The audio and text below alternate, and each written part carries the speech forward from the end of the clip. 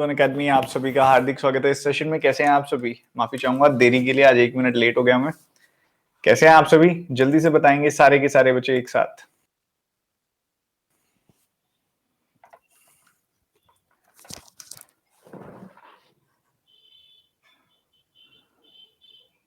Good evening, good evening.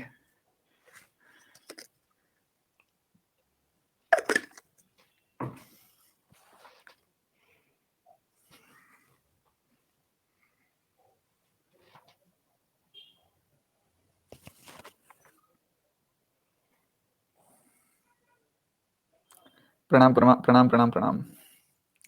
Sir DI करवाओ ना।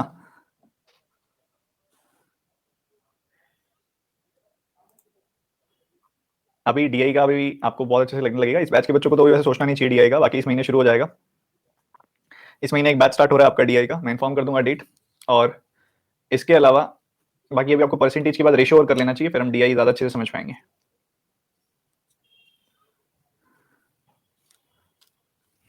अभी प्री लेवल आएगा, अभी तो पहले प्री लेवल फिर मेंस लेवल।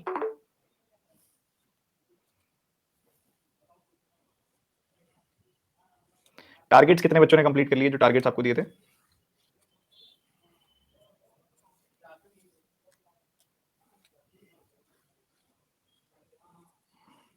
डाउट्स आएंगे, अभी रुक जाओ, डाउट्स आएंगे अभी धीरे धीरे। अभी परसेंटेज हो जाए, रेशियो हो जाए, काफी रेशियो परसेंटेज का लिंक भी होता है। एक बार आप रेशियो परसेंटेज कर लो, आप एलिगेशन कर लो, डाउट्स दूर हो जाएंगे, फ्लो बन जाएगा तब तक। ठीक है, चलो रेशियो के बाद होगा। हाँ जी, रेशियो के बाद होगा। हमने इंतजार कर लिया है ना, अब शुरुआत करते हैं, आगे की तरफ बढ़ते हैं अब।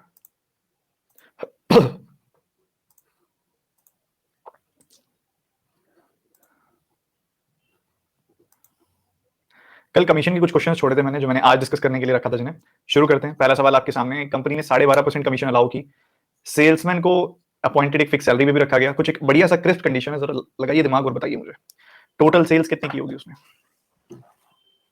जल्दी से दिमाग लगाओ और बताओ।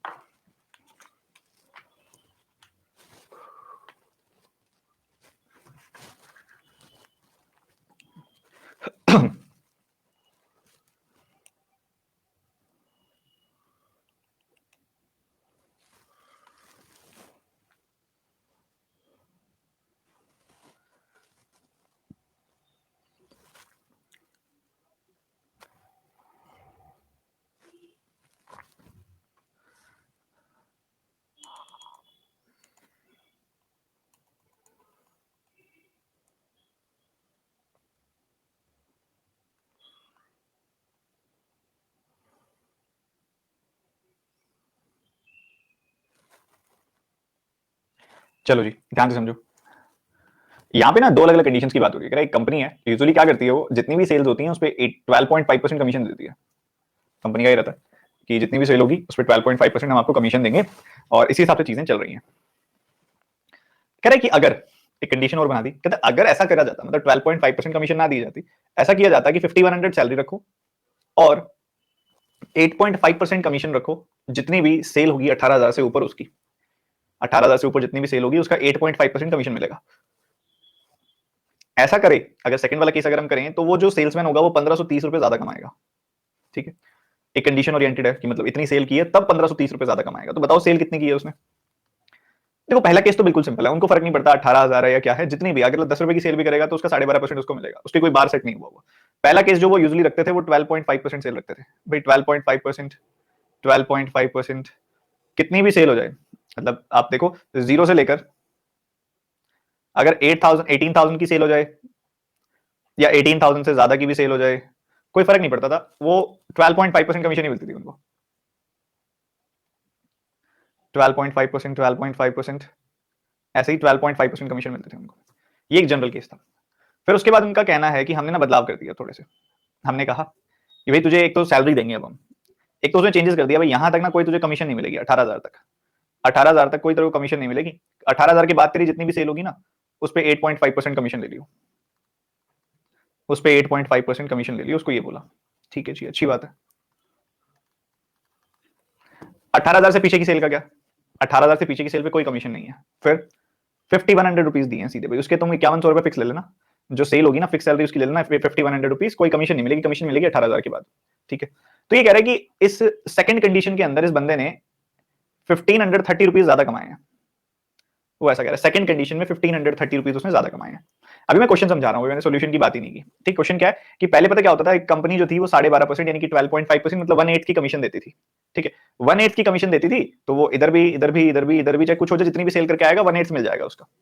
फिर उन्होंने कुछ बदलाव किए, उन्होंने कहा कि 18,000 तक की अगर तुम्हारी सेल होती है, उसके ऊपर की सेल पे तुमको 8.5% कमीशन मिलेंगे, नीचे की सेल पे कोई परसेंटेज कमीशन नहीं मिलेगी, एक फिक्स सैलरी दे देंगे हम 5100 रुपए। ठीक है, फिक्स सैलरी दे देंगे 5100 रुपए। सवाल समझ में आ गया सबको? सवाल क्लियर है सबको? बताओ, अच्छे से क्लियर है? बहुत बढ़िया। अब इधर अगर आप ध्यान से देखो, पहले केस में अगर मैं दो अलग अलग पार्ट पे ही देख सकता हूं ना एक 18,000 से पीछे की सेल पे और एक 18,000 से ऊपर की सेल पे। एक तो मैं देख सकता हूं कि भाई जब 18,000 से कम की सेल होगी और एक 18,000 से जब ज्यादा की सेल होगी। तो जब 18,000 से कम की सेल हुई तब हमें पता है, या फिर एक्जैक्टली 18,000 की सेल की बात कर लेते हैं, हम मान लेते हैं दोनों जगह पे 18,000 की सेल हुई है।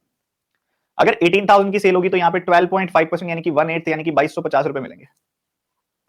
क्या यहाँ पे कोई कमीशन मिलेगी? नहीं, 5,100 रुपए मिलेंगे, उसको कमीशन से कोई लेना देना नहीं, 5,100 रुपए मिलेंगे। परफेक्ट।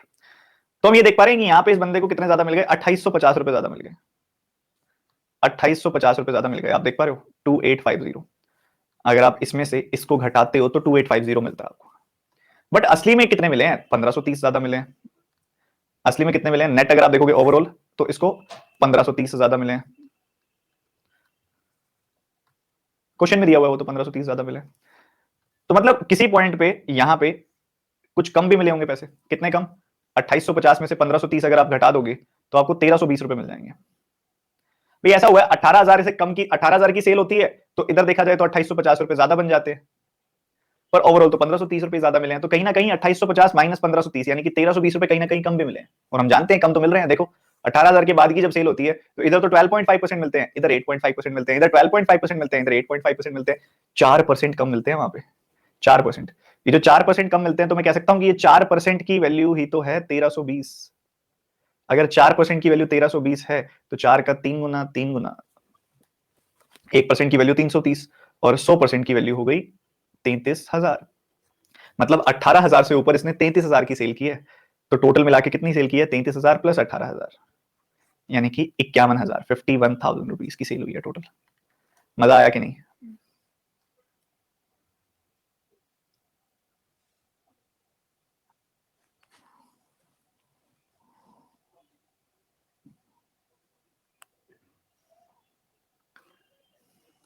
दोबारा बता दूंगा मैं, निश्चिंत रहो, कोई परेशान होने की जरूरत नहीं है। दोबारा बताऊंगा, सिखा के भेजूंगा, निश्चिंत रहो, बस फोकस थोड़ा बढ़ाओ टाइम के साथ। नए नए बच्चे आते हैं, प्लस पे थोड़ा फोकस कम होता है, आदत बन जाती है। ठीक है, कोई बात नहीं, धीरे धीरे बन जाएगी, आप बस सीखने वाले बनो। अब 12.5%, 12.5%, 12.5%, 12.5%। अब यूजुअल कंडीशन क्या है? यूजुअल कंडीशन क्या है, कोई मुझे बताए। यहाँ पे ना इस तरीके से बार बना हुआ है। पहले ना मैं आपको क्वेश्चन ना सॉल्यूशन के थ्रू समझाता हूँ। हमारा आंसर क्या आया? 51,000 आया। ठीक है, 51,000 की सेल है। ठीक है, 51,000 की टोटल सेल है। इसका मतलब क्या है पता है? इसका मतलब ये है कि 51,000 है ना, पहले केस में क्या मिलेगा? सीधा सीधा इसका 12.5% कमीशन मिल जाएगी, यानी कि 1/8 कमीशन मिल जाएगी 51,000 की। देख रहे हो, 51,000 की 1/8 कमीशन मिल जाएगी। तो इधर आप देखोगे 8 का 6 गुना, फिर 30 देखोगे 8 का 6 गुना, 8 का 3 गुना, 8 का 7 गुना, 8 का 5 गुना, टोटल 6375 रुपए मिलेंगे यहाँ पे। हम देख पा रहे हैं भाई, इधर जो कमीशन मिलेगी वो 6375 रुपए की मिलेगी। और इस तरफ क्या मिलता है? इस तरफ मिलता है 5100 रुपए फिक्स्ड मिलते हैं, और 1800 से ऊपर जितने की 18,000 से ऊपर जितने की सेल होती है उसके ऊपर कमीशन मिलती है। 18,000 से ऊपर कितने की सेल है यहाँ पे? 18,000 से ऊपर 33,000 की सेल है, तो उसका 8.5% कमीशन मिलता है। तो हम कह सकते हैं 85 का 33 टाइम्स मिलेगा यहाँ पे कमीशन, यानी कि कितनी हो गई? 85 का 3 गुना अगर आप करोगे तो 240 प्लस 15 255। अगर आप 85 का 3 टाइम्स करेंगे तो 255 मिल जाएगा, और 255 को आप 11 से मल्टीप्लाई करोगे तो क्या मिलेगा? 2 एंड 5 10, और ये 7 एंड ये 8 हो जाएगा। 2805 यहाँ पे मिलेगा। तो टोटल इतना पैसा मिल रहा है यहाँ पे। ठीक है, तो ये कितना हो गया? 7905, इतना पैसा यहाँ पे मिल रहा है। अगर आप यहाँ पे कैलकुलेट करते हो कि कितना एक्स्ट्रा पैसा मिला, तो आपने देखा भाई यहाँ पे 1,600, यहाँ पे 1,530 रुपए, 1,530 रुपए मिले एक्स्ट्रा, ठीक है। और ये आपको यहाँ पे दिखाई भी दे रहा है कि 1,530 रुपए एक्स्ट्रा मिले। तो बड़ा सिंपल सा सिचुएशन है। पहले केस में क्या होता था, पहले केस में ये होता था जितनी सेल करके आएगा उसका 1/8 पैसा मिलेगा, तो 1/8 पैसा निकाल लिया, 6,375 मिलेंगे। दूसरे केस में क्या होता था, 5100 की तो उसको फिक्स थी सैलरी, 5100 रुपए तो मिलेंगे मिलेंगे, और 18,000 से एक्स्ट्रा जितनी सेल होगी उसके तुझे 8.5% मिलेंगे। 51,000 से 51,000 में देखा जाए तो 18,000 कम कर दो, कितनी बनी 33,000। तो 18,000 से ऊपर कितनी सेल हुई है 33,000। तो 33,000 का 8.5% निकाला, 2805 की वहां कमीशन मिलेगी, जोड़ दिया 7905 आ गया। तो यहाँ कितना एक्स्ट्रा बना उसका 1530 एक्स्ट्रा बना। तो मैं सॉल्यूशन के थ्रू क्वेश्चन समझाया पहले मैंने। अब जरा वापस आते हैं, अब जरा वापस आते हैं इस क्वेश्चन को देखो। हमें पता है जो स्टार्टिंग का करंट सिनेरियो है उसमें फिक्स्ड है कि जितनी भी सेल तुम करोगे, चाहे तुम 18,000 से ज्यादा की सेल करो, चाहे तुम 18,000 सेल करो, चाहे तुम 50,000 सेल करो, चाहे तुम 35,000 सेल करो, चाहे तुम जितनी भी सेल करो, तुमको 12.5% कमीशन मिलेगी ही मिलेगी, ठीक है, ये फिक्स्ड है, ठीक है जी। दूसरे वाली सेल में, दूसरे वाली कंडीशन में क्या है, यहाँ पे जो दूसरी कंडीशन है उसमें कहा जा रहा है कि 18,000 की सेल तक को नो कमीशन, कोई कमीशन नहीं मिलेगी। 18,000 की सेल के बाद कमीशन मिलेगी 8.5%, 8.5% ऐसे मिलेगी। पर हाँ, तुम्हें एक फिक्स सैलरी दे देंगे 5100 की, जिसमें डिपेंड नहीं करता कि सेल कितनी हुई है, ठीक है। तो हम अगर देखें 18,000 तक की मान लो इसकी सेल हुई होती, 18,000 की मान लो इसकी सेल हुई होती, तो यहाँ पे इसको 12.5% मतलब 1/8 मिलता है, यानी कि 2250 रुपए मिलते कमीशन के तौर पे। और 18,000 की सेल पे क्योंकि कमीशन मिलती नहीं, सिर्फ फिक्स सैलरी मिलती 5100 रुपीज। तो आप देख पा रहे हो कितना एक्स्ट्रा मिल रहा है यहाँ पे इसको, इसको 2850 एक्स्ट्रा मिल रहा है, 2850 रुपए एक्स्ट्रा मिल रहा है। पर ओवरऑल क्वेश्चन में दिया गया कि 1530 एक्स्ट्रा मिलेगा।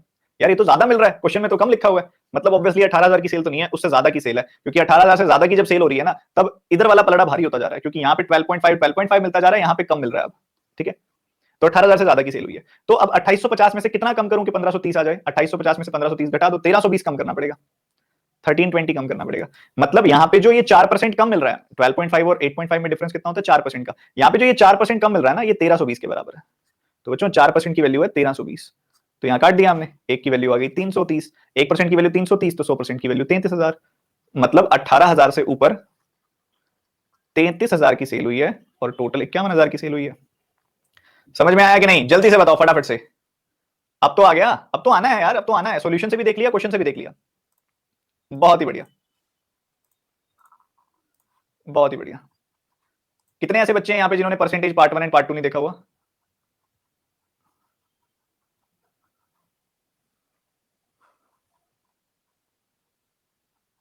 सर पीडीएफ नहीं मिली जो कल बोला था, बता दूंगा मैं कैसे मिलेगी। अब एक बच्चा कहता है 2850 कैसे आया? बच्चों 5100 में से 2250 घटाओगे तो 2850 ही तो मिलेगा। क्वेश्चन ही नहीं पढ़ा है अभी तक। देखो अगर 18,000 की सेल होती है बच्चों, तो इधर मिलते हैं 5100, क्योंकि कोई कमीशन नहीं मिलती, फिक्स सैलरी मिलती है, ठीक है।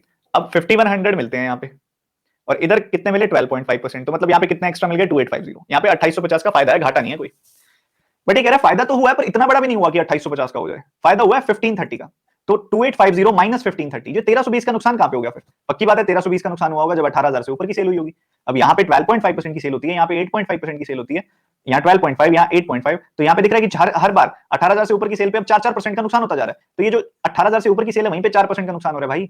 तो ये 1320 जो है 4% के बराबर है। 1320 अगर 4% के बराबर है तो 100% की वैल्यू कितनी हुई? 33,000। मतलब 18,000 से ऊपर कितने की सेल हुई है? 33,000 की। भाई कैसी बात कर रहे हो,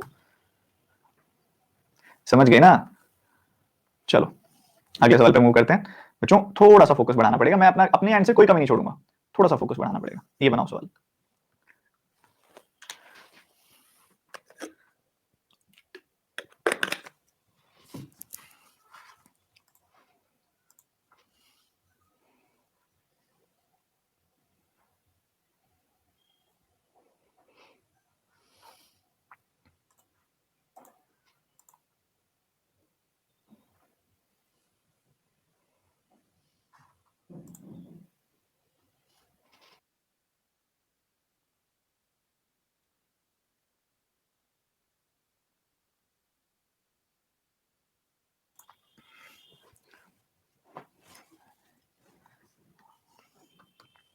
थोड़ी सी लॉजिकल थिंकिंग चाहिए होती है ऐसे सवालों में, कुछ भी मुश्किल नहीं होता।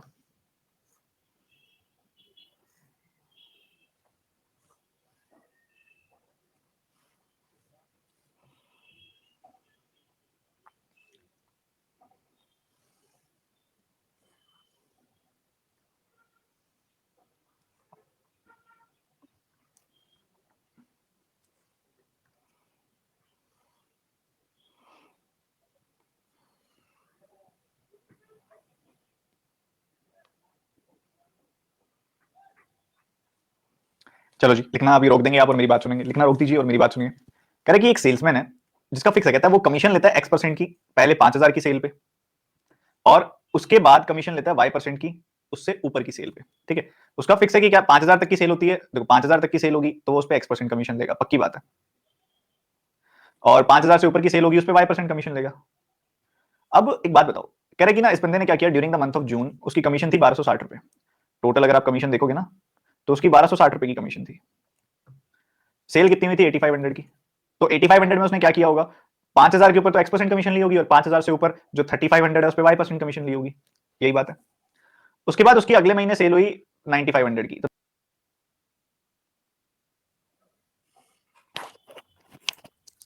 हमारे वाईफाई ने थोड़ा सा दम तोड़ दिया, देखते हैं कब तक हमारा हॉटस्पॉट साथ देगा। अभी हमने फोन से हॉटस्पॉट दिया, वाईफाई वर्क नहीं कर रहा, कॉल किया तो दे साइड की टेक्निकल इशू है, चेक कर रहे हैं, बताते हैं। अभी ठीक चल रहा है क्या हॉटस्पॉट वगैरह? अगर कोई टेक्निकल इशू आ जाए, अभी तो जस्ट ये स्टक हो गया क्या फिर से? मुझे यहाँ पे चलो अब ठीक है ना। तो अगर स्टक हो जाता है तो आप मुझे बताइएगा, आपके कमेंट से फ्रीज हो गए हैं।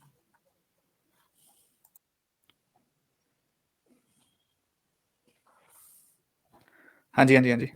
तो मैं स्माइली ऑन करके छोड़ रहा हूँ, और अगर कोई टेक्निकल इशू आता है तो आप स्माइली पे डाउट बटन पे क्लिक कर देना, स्माइली वाले पे नीचे, ठीक है। कमेंट्स ऑन रखने का कोई फायदा नहीं है, फिर पढ़ाई नहीं होगी। कमेंट्स ऑफ कर रहा हूँ मैं, रिएक्शंस ऑन कर रहा हूँ, ठीक है।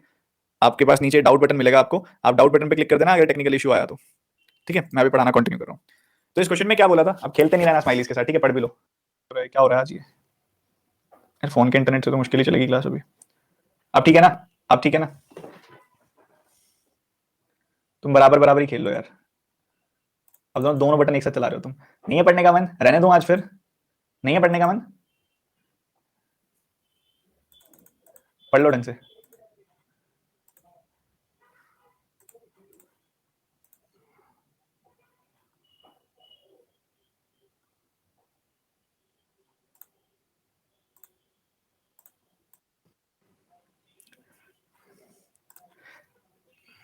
कॉन्ग्रेचुलेशन उस हर एक बच्चे को जिसका पढ़ने का मन नहीं था, मेरा वाईफाई चलने लग गया, ठीक है। अब स्टक नहीं है, अब तुम कह ही नहीं सकते स्टक है, मेरा वाईफाई वर्क कर रहा है अब तो, ठीक है। चलो ठीक है, अब तो फोन इंटरनेट की जरूरत ही नहीं है, अब तो हॉटस्पॉट ऑफ, पढ़ाई शुरू, ठीक है। होगा बस ये वाला, बस हो गया एक बार रिफ्रेश, और अब हम पढ़ने चलते हैं। चलो जी, क्वेश्चन में कह रहे हैं कि एक सेल्समैन कमीशन, उसको X% की कमीशन मिलती है पहले 5,000 पे, मतलब मान लो कोई 50,000 की सेल कर रहा है तो पहले 5,000 पे उसको X% की कमीशन मिलेगी और बाकी के 45,000 पे उसको Y% की कमीशन मिलेगी। वैसे ही मान लो यहाँ पे ये बंदा सेल कर रहा है यहाँ पे 8500 की। अब इधर टोटल सेल्स की बात करें अगर हम, तो यहाँ 8500 की सेल कर रहा है, तो पहले 5,000 के ऊपर तो X% की कमीशन, और बाद के 3500 के ऊपर Y% की कमीशन, ठीक है। दूसरे केस में यहाँ बंदा 9500 की सेल कर रहा है, तो पहले 5,000 पे X% की कमीशन और अगले बचे हुए 4500 पे Y% की कमीशन। तो यहाँ टोटल कमीशन इसको कितनी मिली, 1420 की। कह रहा है X और Y की वैल्यू बता दो बस। बच्चों अब एक सिंपल सी बात समझो, एक बहुत ही सिंपल सी बात समझो, आप सियाने बच्चे हो। एक चीज जो इसका मैं जिसका इस्तेमाल मैं यहाँ पे कर सकता हूँ वो क्या है कि भाई यहाँ पे और यहाँ पे एक बड़ी इंटरेस्टिंग चीज है, इन दोनों के बीच में डिफरेंस क्यों है, ये अलग अलग क्यों है, आप बताओ। ये अलग अलग इसकी वजह से है या इसकी वजह से है? ये अलग अलग इसकी वजह से है ना, क्योंकि X% ऑफ 5,000 और X% ऑफ 5,000 तो सेम रहेगा, है ना। गड़बड़ अलग अलग कहां पे गया होगा, ये Y% of 3500 and Y% of 4500, इसकी वजह से ये दोनों नंबर्स अलग अलग आए हैं। तो मतलब मैं ये कह सकता हूं कि इनके बीच में जो डिफरेंस जनरेट हुआ है वो इस Y% वाले फैक्टर की वजह से हुआ है, क्योंकि X% वाला तो दोनों जगह बराबर होगा। इन दोनों के बीच में आपको कितना डिफरेंस दिखाई दे रहा है, आपको इन दोनों के बीच में अगर आप देखेंगे तो 200, यहाँ पे अगर आप देखोगे 160 का डिफरेंस दिखाई दे रहा होगा, 160 का डिफरेंस दिखाई दे रहा होगा। इन दोनों के बीच में 160 का डिफरेंस है। अभी 160 का डिफरेंस कैसे आएगा, हमें पता है कि भाई एक तरफ तो Y% ऑफ 4500 की सेल हुई है, एक तरफ Y% ऑफ 3500 की सेल हुई है। अगर आप इन दोनों का डिफरेंस निकालते हो तो कितना आएगा, Y% कॉमन, 4500 माइनस 3500 यानी कि 1000। Y% ऑफ 1000 की सेल हुई है, और Y% ऑफ 1000 कितना है, Y% ऑफ 1000 अगर आप देखेंगे तो आपको डिफरेंस मिल जाएगा, और वो डिफरेंस आपके सामने है कि 160 है।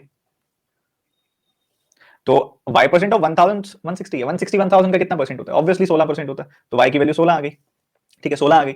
अब आपको पता है कि Y की वैल्यू तो 16 है, पर दो ऑप्शन है 16 वाले, तो फिर क्या करेंगे, आप चेक कर लो। मान लो आप यहां निकाल रहे हो, 16% ऑफ 3500 निकालना कितना आएगा, 16% ऑफ 3500 वही आएगा जो 8% ऑफ 7000 आएगा, यानी कि 560। तो इसमें 1260 में से 560, 1260 में से 560, तो ये सेकंड वाली कमीशन है, तो वो हटा दो उसमें से, बचे कितनी 700, तो 700 की कमीशन यहाँ पे आई होगी। अब ये 700 जो है वो 5000 का कितना परसेंट है, 14% है, तो मतलब x की वैल्यू है 14 और y की वैल्यू है 16, तो ये आपका आंसर आ गया फर्स्ट ऑप्शन। समझ में आया कि नहीं? समझ में आ गया? बहुत ही स्मूथ क्वेश्चन था, बहुत ही अच्छा क्वेश्चन था, ठीक है। सर इक्वेशन बना के किया हमने, इक्वेशन नहीं बनाना, देखो इक्वेशन नहीं बनानी है। आप में से जो बच्चे बार बार ये सवाल कर रहे हैं बीच में कि सर बुक नहीं मिली या बुक का ऐसे करें बुक का वैसे करें, निश्चिंत हो जाओ, बुक के बारे में मैं लास्ट में बता दूंगा, निश्चिंत रहो, अभी पढ़ाई पे ध्यान दो सारे के सारे बच्चे। देखो भाई ऐसा है, एक सिंपल सी बात है, एक सिंपल सी अंडरस्टैंडिंग होनी चाहिए थी यहाँ पे कि एक केस में यहाँ पे सेल हुई है 8500 की, एक केस में सेल हुई है 9500 की, और इनका कहना है कि फर्स्ट 5000 पे हम अलग कमीशन देंगे और बाद के 3500 पे हम अलग कमीशन देंगे। फर्स्ट 5000 पे हम अलग कमीशन देंगे और बाद के 4500 पे हम अलग कमीशन देंगे। तो फर्स्ट 5000 पे हम x% कमीशन देंगे और बचे हुए पे हम y% कमीशन देंगे। फर्स्ट 5000 पे हम x% कमीशन देंगे, बचे हुए पे हम y% कमीशन देंगे। ये हमको क्लियरली दिखना चाहिए था बस, परफेक्टली। तो दोनों से जो कमीशन मिली है ना उसकी वैल्यू भी है अपने पास कि x% 5000 का निकालोगे, y% 3500 का निकालोगे, x% 5000 का निकालोगे, y% 4500 का निकालोगे, तो दोनों जगह जो कमीशन मिलेगी ना उसकी वैल्यू भी अपने पास कि इधर से बनेगी 1260 रुपए की कमीशन और इधर से बनेगी 1420 रुपए की कमीशन। अगर इन दोनों को ऐड करके तो हमारा कोई फायदा है नहीं, क्योंकि फिर तो एक्स वाला और वाई वाला दोनों फैक्टर आया हमारे पास। फिर हम क्या करें, हम थोड़े से आने बनते हैं, हमें पता है कि x% ऑफ 5000 और x% ऑफ 5000 तो सेम है दोनों जगह पे, y% ऑफ 3500 और y% ऑफ 4500 अलग अलग है, और इसी की वजह से इन दोनों के बीच में डिफरेंस जनरेट हुआ है। इन दोनों के बीच में कितना डिफरेंस है, 160 का, और अगर आप इन दोनों के बीच में डिफरेंस निकालोगे तो y% कॉमन आ जाएगा, 4500 माइनस 3500, मतलब y% ऑफ 1000 इज 160, तो 1000 का कितना परसेंट 160 होता है, 160 1000 का कितना परसेंट होता है, 16% होता है। मतलब भैया y की वैल्यू आ गई है हमारे पास 16 है, और y की वैल्यू 16 है तो आप पुट कर दो कहीं पे भी, मान लो यहां पुट कर दिया आपने y की वैल्यू 16, तो 16% ऑफ 3500 निकाल लो, क्या होता है वो, वही होता है जो 8% होता है 7000 का, यानी कि 560।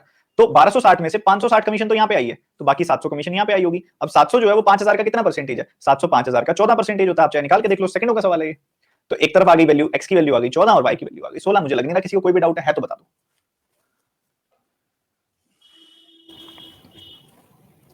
चलो अगले सवाल की तरफ मूव करते हैं। अब ये हमने कल कर लिया था आई थिंक, हाँ ये हो गया था, ये हमारा लास्ट क्वेश्चन था कल। चलो अगले सवाल की तरफ मूव करते हैं। ये बहुत अच्छा क्वेश्चन है, हैवियर और लाइटर कॉइन का कॉन्सेप्ट चेक करता है ये सवाल।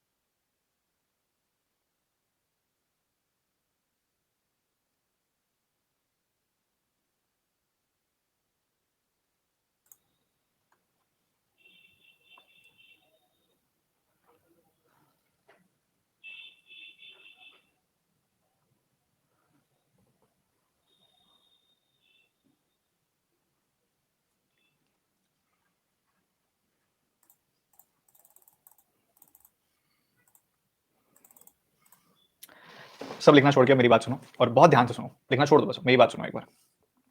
फिर रोशनी ने कुछ गोल्ड कॉइन्स परचेज किए और वो अलग अलग थे, कुछ हल्के थे कुछ भारी थे, ठीक है, कुछ लाइटर कॉइन थे कुछ हैवियर कॉइन्स थे, ठीक है, लाइटर कॉइन्स भी हैं हैवियर कॉइन्स भी। वो कह रहे हैं उसने 24 ना हल्के कॉइन्स खरीदे, 24 हल्के कॉइन्स खरीदे गए उसके द्वारा, 24 लाइट कॉइन्स खरीदे गए उसके द्वारा। और ये जो 24 लाइट कॉइन्स थे इसके वेट के बारे में भी बात की जा रही है कि भाई इसका जो वेट था इन लाइट कॉइन्स का, इन 24 लाइट कॉइन्स का जो वेट था 45% ऑफ द टोटल वेट था। मतलब ये अगर इन लाइट कॉइन्स का वेट देखा जाए तो 45% वेट है, टोटल 100% में से 45% तो इन्हीं 24 सिक्कों का वेट है, ठीक है जी। उसके बाद अगर हम बात करें हैवी कॉइन्स की, तो उनके उसके पास 13 हैवी कॉइन्स भी थे। 13 हैवी कॉइन्स का क्या था कि उसमें 26% वेट था, 26% वेट था, 26% वेट था।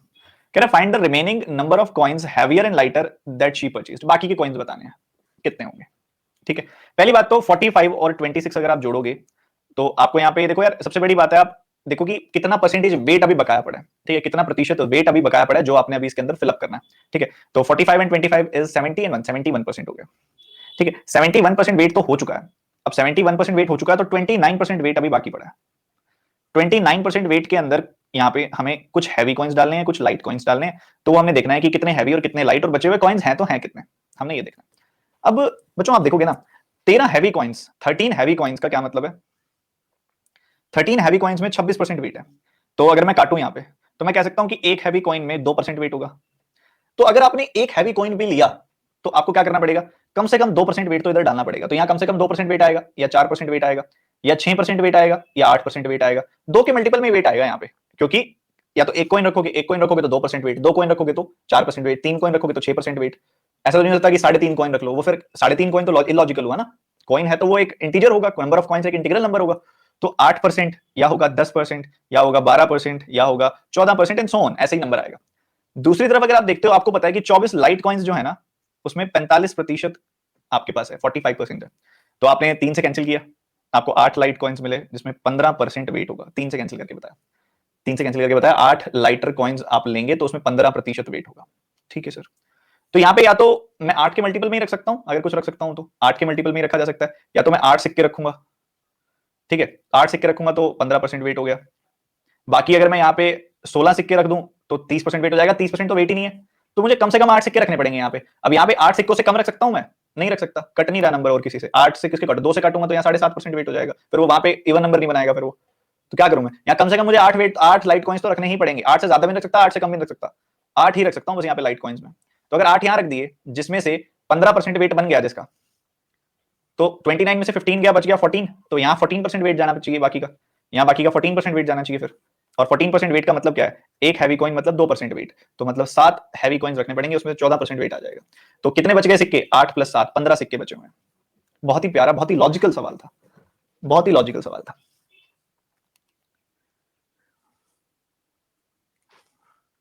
क्लियर है सबको? मस्त पढ़ाते हो आप, ऐसी बात है क्या? मस्त पढ़ाता हूं मैं, MAST वाला मस्त, मस्त पढ़ाते हो सर आप। चलो जी, बहुत बढ़िया। एक क्विक रिपीटेशन और फिर अगला सवाल। 24 कॉइन्स आगे 45% वेट है, जिसमें 13 कॉइन्स आगे 26% वेट है, जिसमें सम हो गया 71%। तो बाकी कितना वेट बच गया, 29%, जो कि मुझे लाइट और हैवी कॉइन्स में डालना पड़ेगा।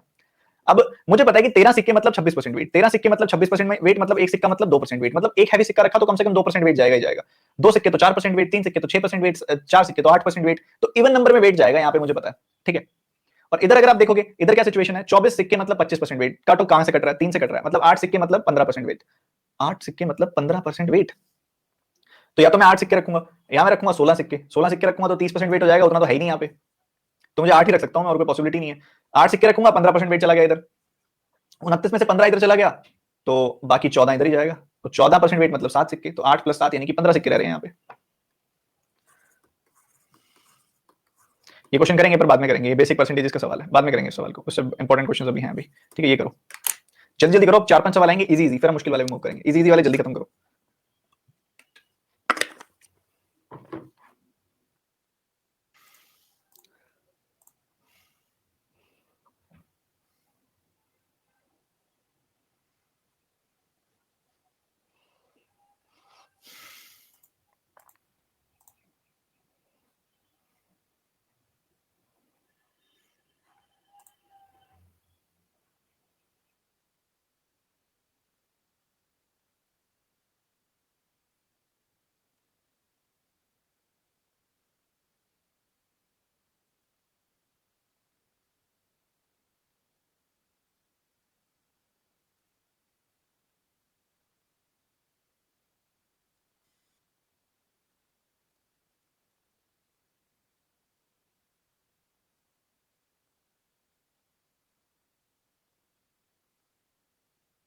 देखो जी, बड़ा सिंपल सा सवाल है। कह रहे कि एक सर्वे के हिसाब से एक शहर में 40% आदमी शादीशुदा है, 56% महिलाएं शादीशुदा हैं। तो आप कंसिडर करो किसी ने एक से ज्यादा बार शादी नहीं की, तो पॉपुलेशन कितने प्रतिशत पॉपुलेशन मैरिड है। बच्चों देखो, एक शादी के लिए क्या चाहिए होता है, एक शादी के लिए एक आदमी चाहिए और एक वुमेन चाहिए। ठीक है, इससे एक मैरिड कपल बन जाता है। ठीक है, ये यहाँ पे हमारे सामने है। तो अगर 40% आदमी शादीशुदा है, तो मुझे अगर देखना हो, मान लो उधर उस सिटी के अंदर कुल मिला के इतने आदमी रहते हैं, और उस सिटी के अंदर कुल मिला के इतनी महिलाएं रहती हैं। ठीक है, तो अगर इन सब में जितने भी मैन रहते हैं उन सब में 40% मैरिड है, तो 40% ऑफ एम हम बोलेंगे, 40% ऑफ एम इतने आदमी शादीशुदा, हम ये बात बोल सकते हैं। और उसके बाद हमें पता है जितनी भी महिलाएं वहां पर हैं उनमें से 56% मैरिड है। तो 56% मैरिड है, तो 56% ऑफ डब्ल्यू इतनी शादीशुदा है। और ऑब्वियसली आपको अगर बोला जाए कि भाई 500 लोग, 500 शादीशुदा लोग यहाँ पे हैं, तो उसमें ऑब्वियस ही बात है कि आधे आदमी और आधी महिलाएं होंगी। हम जनरल केस की बात कर रहे हैं, ठीक है, बहुत ही जनरल केस की बात कर रहे हैं, एक्सट्रीम्स पे नहीं जा रहे, तो नॉर्मल जनरल पॉसिबिलिटी की बात कर रहे हैं कि उसमें आधे महिलाएं और आधे आदमी होंगे और बराबर होगा नंबर। तो यहाँ पे अगर 40% आदमी शादीशुदा हैं और 56% महिलाएं शादीशुदा हैं तो ये नंबर बराबर होगा। अब काफी लोग ये बोलते हैं कि सर ऐसा भी तो हो सकता है किसी के हस्बैंड या किसी की वाइफ अब ना हो, ऐसा भी तो हो सकता है किसी का हस्बैंड या किसी की वाइफ अब दूसरी सिटी में रहते हो। लॉजिकल बातें, हमने जनरल एस्पेक्ट की बात करनी होती है, बहुत ही सीधा जनरल एस्पेक्ट, ठीक है। अब यहाँ पे अगर आप कैंसिल करोगे, परसेंटेज से परसेंटेज कट गया, आपने 8 से काटा 5 आ गया, 8 से काटा 7 आ गया, 5m is equal to 7w, तो m/w की रेशियो आ गई अपने पास 7/5। तो हम कह सकते हैं कि जो मेन और वुमेन हमने माने थे ना टोटल उनकी रेशियो आ गई 7:5 की, 7:5 की रेशियो आ गई उनकी, ठीक है। तो हम मान लेते हैं यहाँ पे एक नंबर एज्यूम कर लेते हैं भाई, यहाँ पे 700 मेन है और 500 वुमेन है। अब यहाँ पे पहले केस में कितने शादीशुदा हैं? 40%। इसका 40% कितना आएगा? 280। तो भाई 280 इधर भी 280 आएगा, हाँ 56% निकालोगे तो वो 280 आएगा, चाहे कैसे में से निकालो आएगा तो सेम ही। तो टोटल कितने लोग शादीशुदा हैं? 560 लोग शादीशुदा हैं। और टोटल लोग हैं कितने? 700 प्लस 500 1200। तो बस सिंपल है, देखो कितना सिंपल है। आपने 8 से कैंसिल किया, 7/15 आ गया। 7/15 का परसेंटेज पता है क्या हमें? भूल तो नहीं गए? भूल गए लग रहा है।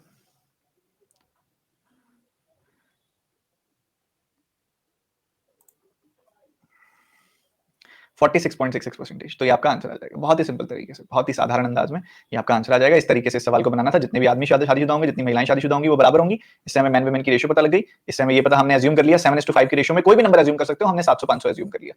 इसका 40% निकालोगे 280 आया, 280 यहाँ पे आएगा। निकालना चाहो तो निकाल सकते हो, निकालना चाहो तो निकाल सकते हो। बाकी 56% था यहाँ पे, 56% ऑफ 500 280 आएगा। तो टोटल 560 लोग हो गए। 560 लोग शादीशुदा है 1200 लोगों में, तो 0 से 0 काटा, 7/15 आपके पास यहाँ पे आ गई वैल्यू। 1/15 होता है 6.66, तो उसका 7 टाइम्स क्या होगा? 46.66। अगला सवाल आपके सामने कह रहे हैं कि एक कंपनी है जिसमें 60% एम्प्लॉयज जो हैं बॉलीवुड मूवीज को पसंद करते हैं, 50% हॉलीवुड को, 15% कोई भी मूवीज पसंद नहीं करते। देखिए जल्दी से आंसर बताइए।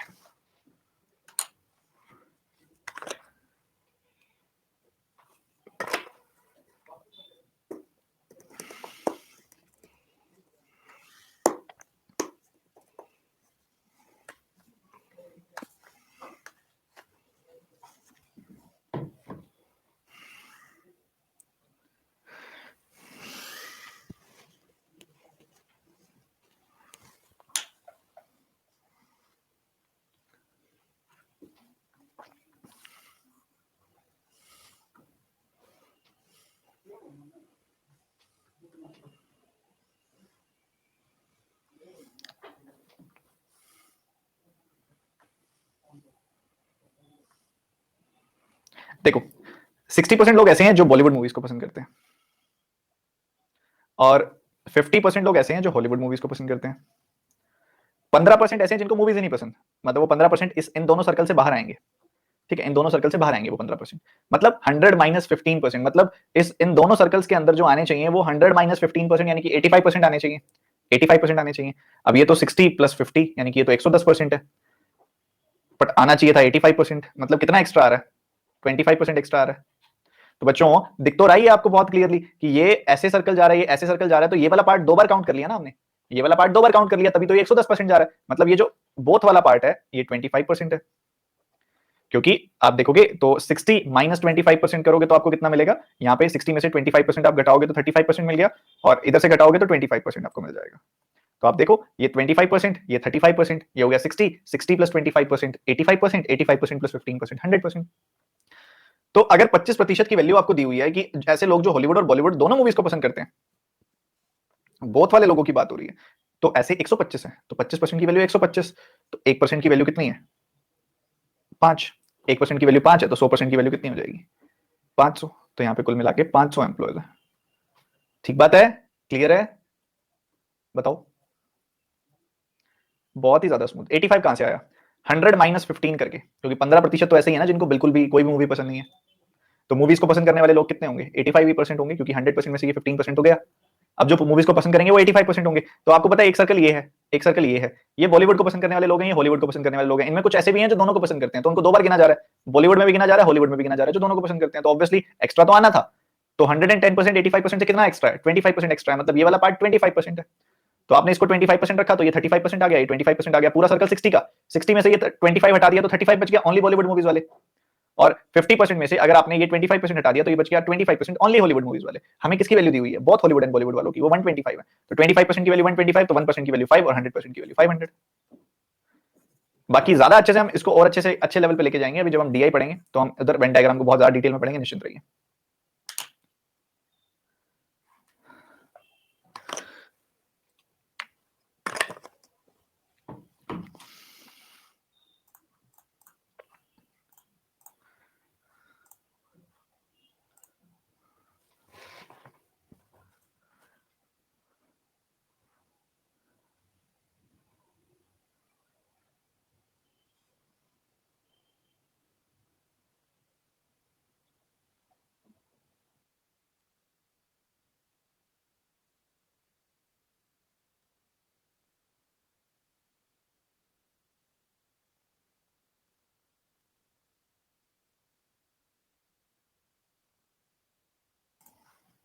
देखो काफी बच्चे कहते हैं सर इतना आसान सवाल, इसमें क्या प्रॉब्लम है?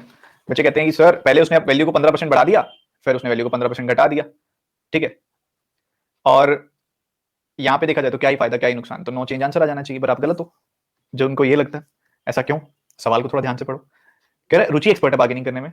वो एक शॉप पे गई, उसने पूछा कि जैकेट का प्राइस क्या है। शॉपकीपर ने क्या किया, 15% बढ़ा दिया प्राइस को, ठीक है, 15% प्राइस को इंक्रीज कर दिया, तो 15% प्राइस को बढ़ा दिया। उसके बाद रुचि ने इंसिस्ट किया कि प्राइस को 15% से कम किया जाना चाहिए, तो रुचि को नहीं पता ना ये कौन सा प्राइस था। फर्ज करो ये कॉस्ट प्राइस था, तो कॉस्ट प्राइस से 15% बढ़ा के मार्क प्राइस बन गया, तो रुचि को तो कॉस्ट प्राइस नहीं पता ना, तो उसने तो इसी मार्क प्राइस को कम कराना 15% से, तो उसने 15% से मार्क प्राइस को कम करवा दिया, ठीक है। But Ruchi institute so the shopkeeper solve it by decreasing it by 15%, 15%, तो लॉस और गेन परसेंट बताना है आपने। नुकसान हुआ उसको, कम वैल्यू का 15% बढ़ाया था उसने, बड़ी वैल्यू का 15% घटा दिया, तो नुकसान तो होना ही है। अब कितना नुकसान हुआ? अब 15 गुना 15, ये देखो जिसको वो सक्सेसिव वाला फॉर्मूला आता है, अभी वैसे मैं पढ़ाऊंगा आगे कंपाउंड इंटरेस्ट में, वो कर सकता है +15।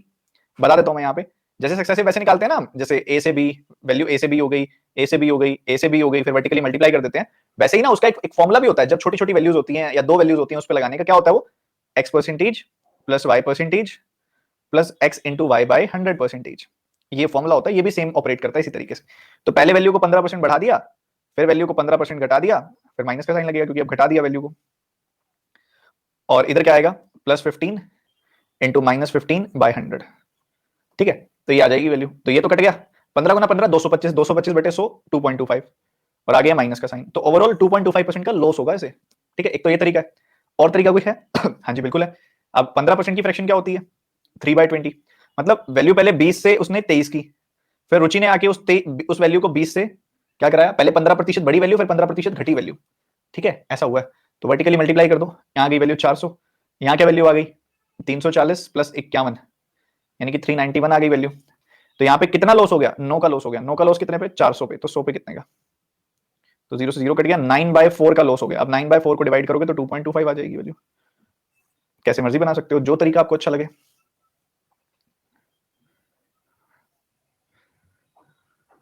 लॉस कैसे होगा, आपके सामने 9 का लॉस हो रहा है, 400 की चीज 391 में जा रही है। एसपी होता तब भी क्या फर्क पड़ता, क्या फर्क पड़ता, फिर तो हमें ओरिजिनल प्राइस पता ही नहीं है ना, फिर उसका सीपी क्या है, तो हम ऑपरेट ही नहीं कर सकते इसके अंदर। आलोक पांडे आज ही आए हो आप क्लास में, है ना? क्या मैं सही हूं? आलोक पांडे आज ही क्लास में आए हो ना?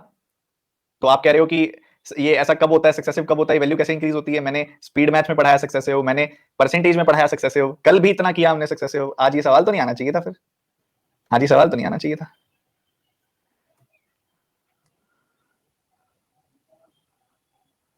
देखो बच्चों, समझदार बनना है हमने, जल्दबाजी में गलती नहीं करनी। तो कह रहे रुचि एक्सपर्ट है बार्गेनिंग में, उसने क्या किया, देखो शॉपकीपर ने क्या किया, ओरिजिनल प्राइस, अब बच्चे कहते हैं ओरिजिनल प्राइस सेलिंग प्राइस हुआ, फिर हमको पता ही नहीं है फिर कॉस्ट प्राइस क्या है, फिर तो हम बता ही नहीं सकते प्रॉफिट या लॉस क्या हुआ है।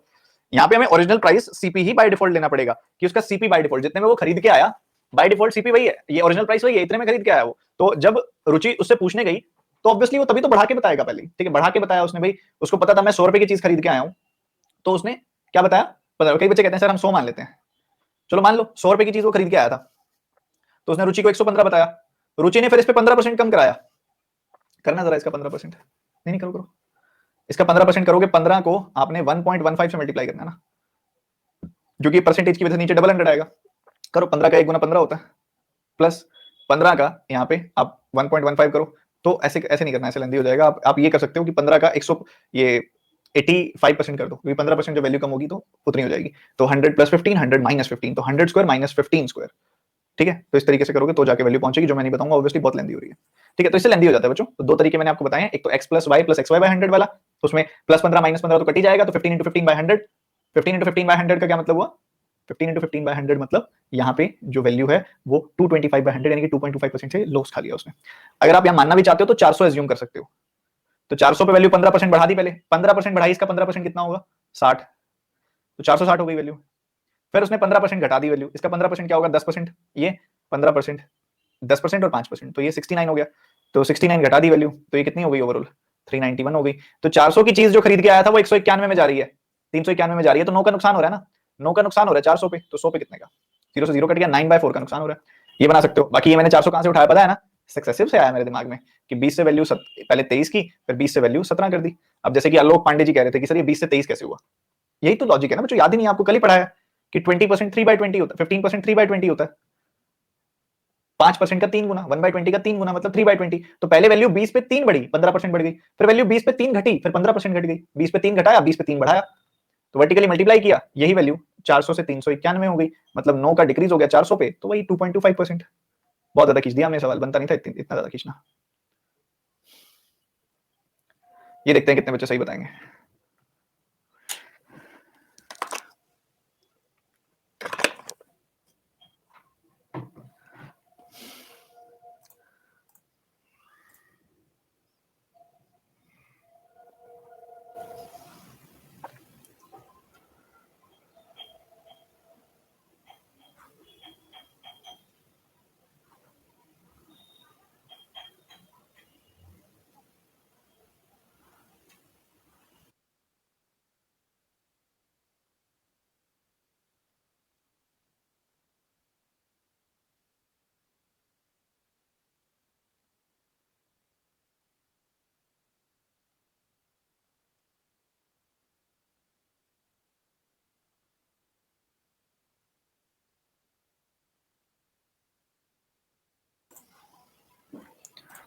देखो, Ankush lost half of his initial amount in 3 gambling games in pocket 52 casino.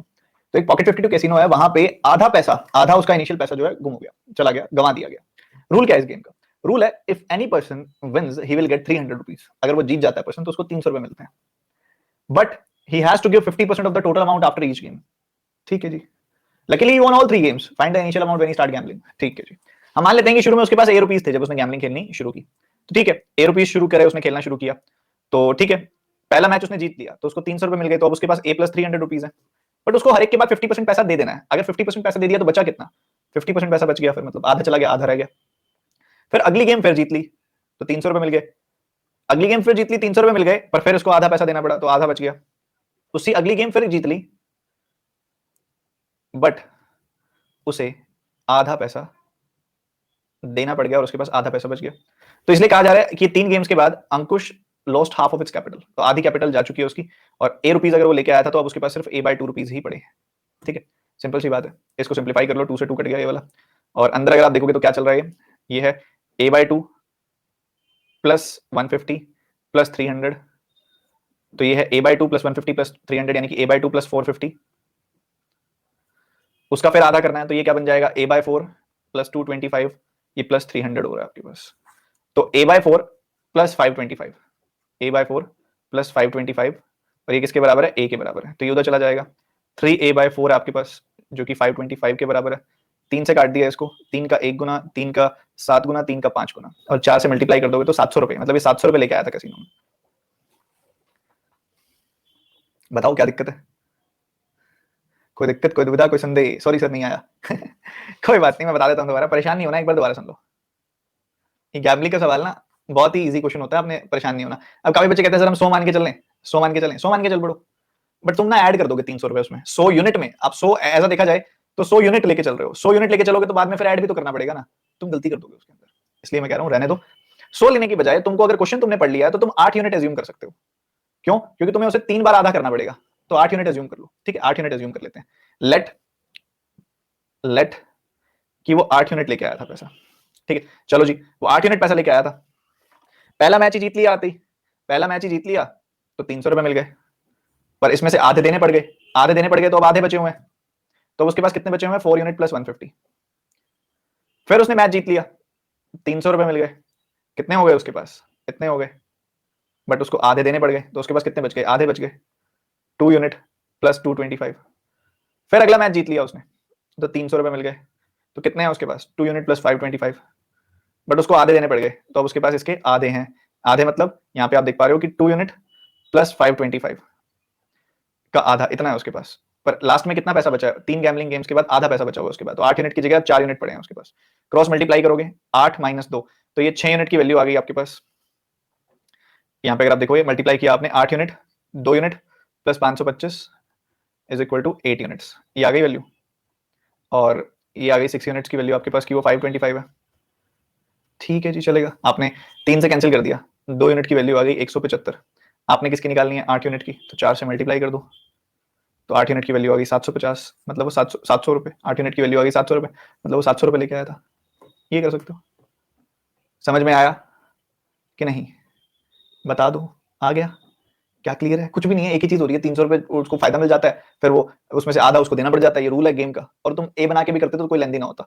ये देखो, ए रुपीज वो लेके आया था, ठीक है, तो उसने मैच खेला, उसको 300 रुपए मिल गए, पर उसने उसमें से आधे दे दिए, और उसके पास मतलब अब आधे बचे हुए हैं, मतलब उसके पास अब इतने बचे हुए हैं। अगला मैच खेला, 300 फिर मिल गए, पर पूरे तो रखने नहीं देते, वो कहते हैं आधे पैसे दे दो अब। फिर अगला मैच खेला, 300 और बन गए, तो उसमें से भी उसने आधे दे दिए, और फाइनली उसके पास कितने बचे हुए हैं? हाफ ही बचे हुए हैं जितने वो लेके आया था उसके, मतलब a/2 बचा हुआ है उसके पास, तो 2 से 2 कट गया। इस पूरे अंदर ब्रैकेट को सिंप्लीफाई करोगे तो तुम्हें मिलेगा a/4 plus 525 is equal to a। ये राइट हैंड साइड जाएगा, 3a/4 इज इक्वल टू 525। 3 से काटा 175 टाइम्स 4 से मल्टीप्लाई किया, a की वैल्यू 700 आ गई। सिंपल ही तो है।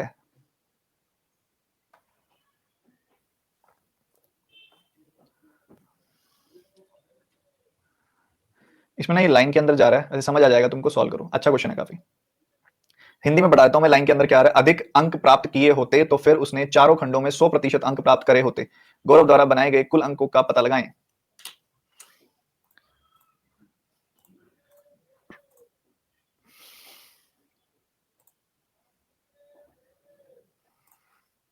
Did you see Aisha's viral video? That's why I hate this dowry system in India.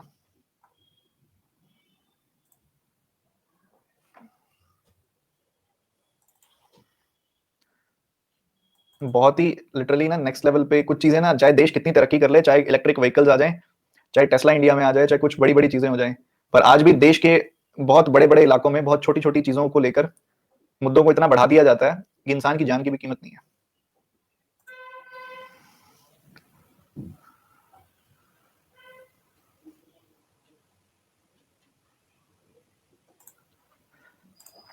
Anyways, चलो पढ़ना शुरू करो जल्दी से।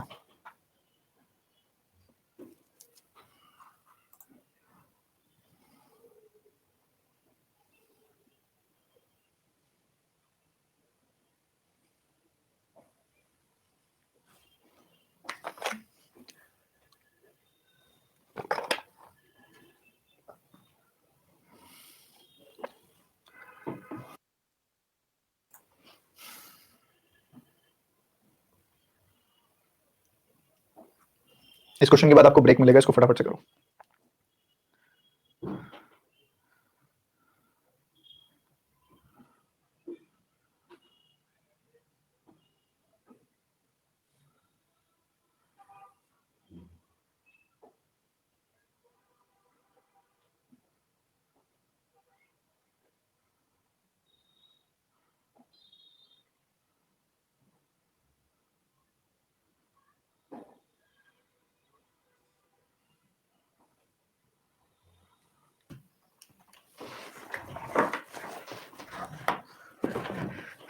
देखिए जी, ध्यान से समझिए, बहुत ही सिंपल सवाल है, बस थोड़ा दिखने में बड़ा, आपके पेपर में, मेंस पेपर में मुश्किल सवाल नहीं आते हैं।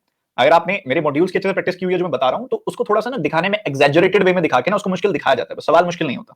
ठीक है, बिल्कुल भी मुश्किल नहीं होता। तो सभी के सभी स्टूडेंट्स पूरे फोकस के साथ एक बार इस बात को समझेंगे और देखेंगे कि कैसे कैसे चीजों को सॉल्व किया जाना था। कह रहे last year SBI clerk mains का जो पेपर हुआ था उसके हर सेक्शन की डिफरेंट वेटेज थी। कह रहे रीजनिंग का, डीआई का, जीए का और इंग्लिश का जो सेक्शन था ना, वो 7, 8, 9, 10 की रेशियो में उनकी वेटेज थी। ठीक है जी, और चारों में मार्क्स जो थे वो 850 थे टोटल। ये बात भी ठीक है।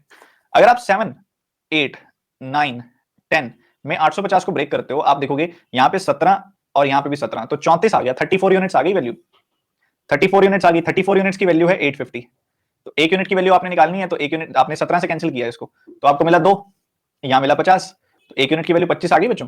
एक यूनिट की वैल्यू 25 आ गई, तो 7 यूनिट की वैल्यू क्या आ जाएगी, 25 का 7 गुना 175, 25 का 8 गुना 200, 25 का 9 गुना 225, 25 का 10 गुना 250। तो हमें पता है कि ये चारों सेक्शन में जो टोटल मार्क्स थे ना वो कितने थे, हमें पता लग गया।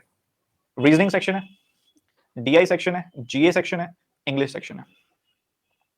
तो यहाँ पे जो मार्क्स है 175, 200, 225, 250 ये मार्क्स है भाई। टोटल मार्क्स जो है वो 175 है, 200 है, 225 है और 250 है। ठीक है, ये अपने को पता है, ये चीज हमें दी गई है।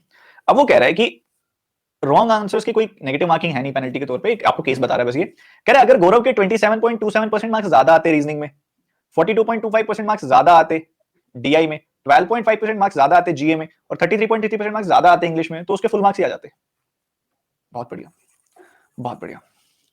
तो अगर ऐसा है, सबसे पहली बात 27.27%, यहां पे मैं लिख रहा हूं 27.27% ज्यादा आते तो फुल मार्क्स ही आ जाते। यहां पे 42.85% ज्यादा मार्क्स आते तो फुल मार्क्स ही आ जाते। यहां पे 12.5% मार्क्स ज्यादा आते तो फुल मार्क्स ही आ जाते, और यहां पे 33.33% ज्यादा मार्क्स आते तो फुल मार्क्स ही आ जाते। इसकी फ्रैक्शंस पता है आपको, ये 9.09% का 3 गुना है, मतलब 1/11 का 3 गुना है, मतलब 3/11 है। ये 14.28% का 3 गुना है, मतलब 1/7 का 3 गुना है, मतलब 3/7 है। ये 1/8 है, ये 1/3 है। तो एक तरफ है टोटल मार्क्स, एक तरफ है ऑब्टेन्ड मार्क्स, एक तरफ टोटल मार्क्स है, एक तरफ ऑब्टेन्ड मार्क्स है। तो अभी इसके मार्क्स आए हैं 11, 11 ना आकर 3 ज्यादा आ जाते तो पूरे ही आ जाते, फिर 14 मार्क्स पूरे हो जाते फिर। ठीक है जी, मतलब अगर यहाँ पे 11, देखो 11 यूनिट मार्क्स आए हैं, अगर 11 यूनिट मार्क्स ना आके 3 ज्यादा आ जाते, 14 आ जाते तो पूरे मार्क्स ही आ जाते। इधर 7 यूनिट मार्क्स आए हैं, 7 पे 3 ज्यादा आ जाते, 10 आ जाते तो पूरे मार्क्स ही आ जाते। इधर 8 मार्क्स आए हैं, 8 पे अगर 1 ज्यादा आ जाते तो 9 मार्क्स आ जाते, पूरे ही हो जाते। और इधर 3 मार्क्स आए हैं, 3 मार्क्स पे 1 मार्क्स और एक्स्ट्रा आ जाता तो 4 मार्क्स आ जाते, तो फुल मार्क्स ही आ जाते। वो ये कहना चाह रहे हैं आपको, पूछ क्या रहे हैं आपसे, पूछ रहे हैं आपसे they must have scored 100, find the total marks Gaurav had scored. तो ऑब्टेन्ड मार्क्स आपने यहाँ पे बताने हैं बेसिकली, ऑब्टेन्ड मार्क्स आपने यहाँ पे बताने हैं, और बड़े सिंपल अंदाज में, बहुत ही सिंपली, जैसे कि जो राइट साइड वाला सेक्शन था उसको उसको कैलकुलेट करना है आपने हर जगह पे। अब मान लो यहाँ पे आपने देखा कि भाई 14 यूनिट की वैल्यू तो इतनी है, तो एक यूनिट की वैल्यू क्या होगी 12.5, एक यूनिट की वैल्यू 12.5, तो 11 यूनिट की वैल्यू क्या हो जाएगी 137.5, तो मतलब इसके 137.5 मार्क्स आए हैं। ठीक है, ये ठीक है। यहाँ पे 10 यूनिट की वैल्यू अगर 200 है तो एक यूनिट की वैल्यू 20 और 7 यूनिट की वैल्यू 140 आ जाएगी। 9 यूनिट की वैल्यू 225, तो एक यूनिट की वैल्यू 25, तो 8 यूनिट की वैल्यू 200 आ जाएगी। 4 यूनिट की वैल्यू अगर 250, तो एक यूनिट की वैल्यू कितनी हो जाएगी 62.5, तो 3 यूनिट की वैल्यू कितनी हो जाएगी 3 इंटू 62.5, तो 187.5 आ गई यहाँ पे वैल्यू। जोड़ दो इनको, कोई दिक्कत वाली बात ही नहीं है। तो यहाँ पे आपने इन सबको ऐड कर दिया, ये आ गया 340, और 340 एंड इसमें से आप 120 अलग कर लो, 120 एंड 180 300 अलग कर लो, 500 एंड 140 640, तो ये आ गया। उसके बाद यहाँ पे मैंने 17.5 और यहाँ पे 7.5 नहीं लिया था, तो वो 25 अलग ले लो, तो ये 665 आपका आंसर आ जाएगा। 665 मार्क्स ऑब्टेन किए हैं।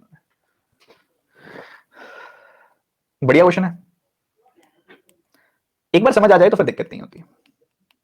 सर ये सक्सेसिव से नहीं होगा, एक बच्चा पूछ रहा है कि ये सक्सेसिव से नहीं होगा क्या, यहाँ पे कोई वैल्यू परसेंटेज से बढ़ा दी, फिर उसी वैल्यू को दोबारा किसी परसेंटेज से बढ़ा दिया, फिर उसी वैल्यू को दोबारा किसी परसेंटेज से बढ़ा दिया, ऐसा हो रहा है क्या? यार ये 4 अलग अलग वैल्यूज हैं, उनका अपना अलग अलग रिलेशन है, तो क्यों यहाँ पे सक्सेसिव लगेगा? एक बार मैं दोबारा बता रहा हूं, ठीक है, एक बार दोबारा सुन लो ध्यान से। सबसे पहले उसने बोला है कि वेटेज जो है ना चारों सेक्शन की वो 7 8 9 10 है, मतलब उसने बता दिया टोटल मार्क्स की क्या रेशियो है, वेटेज का यही मतलब होता है कि टोटल मार्क्स की क्या रेशियो है। तो 850 को मैंने उठा के 7 8 9 10 में ब्रेक करना है तो ये रेशियो का कॉन्सेप्ट काफी बच्चे बिगिनर्स है तो नहीं पता होगा कैसे करते हैं।